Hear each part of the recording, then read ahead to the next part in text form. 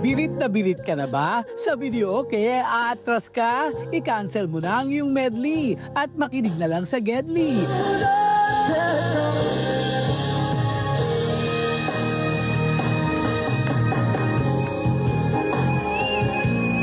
Dahil ang pandayo ng Vice City, ang kanta ay ginawang La Roshi.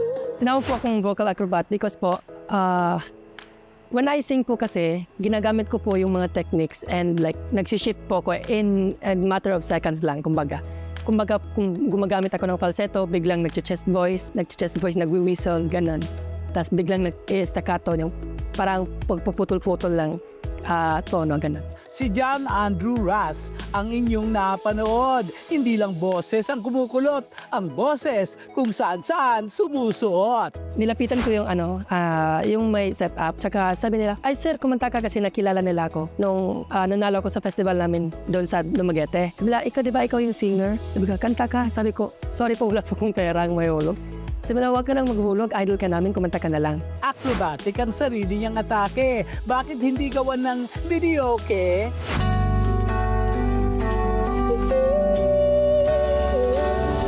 For just to be with you, take it all away, right down to the wire, even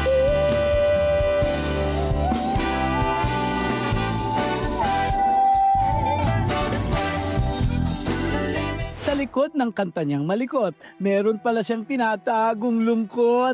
Kasi wala lang ni mama noong time na yon. Kaya parang nung mga 20 days ago, pagmamahal ko sa music dahil sa pagkawala ni mama. Kasi siya nga yung nag-inspire sa akin. Kahit may inspiration ako na singers, siya yung main inspiration ko kung bakit ko ginagawa ang pagkakanta.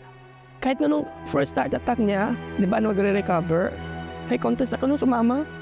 Sumama talaga siya. Dahil sa sumisirkong boses, ang video niya ay sumakses. Si J. Ras ay naging blessed. Nawala siya. Last words niya, anak, I love you, sabi niya.